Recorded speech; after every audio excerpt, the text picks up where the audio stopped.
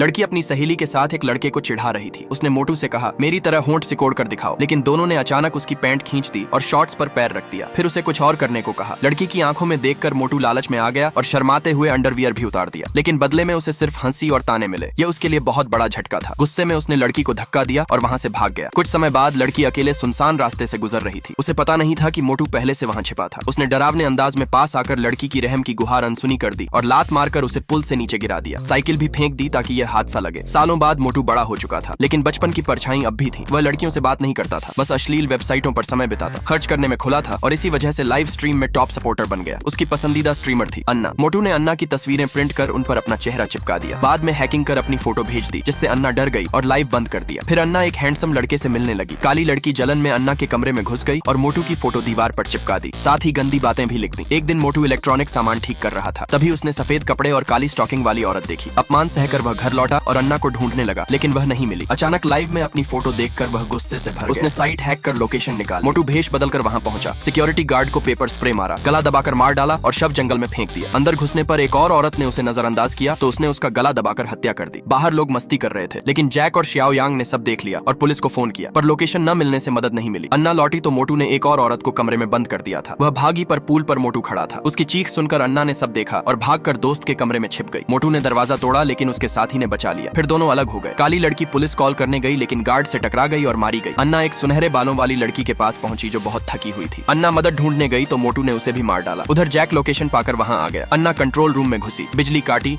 और मोटू को बेसमेंट में घसीटकर लकड़ी से वार किया, लेकिन अंधेरे में मोटू ने फिर गला दबा दिया। तभी अन्ना ने कैमरे से उसके सिर पर वार किया और बार बार मारते हुए आखिरकार उसे खत्म कर दिया।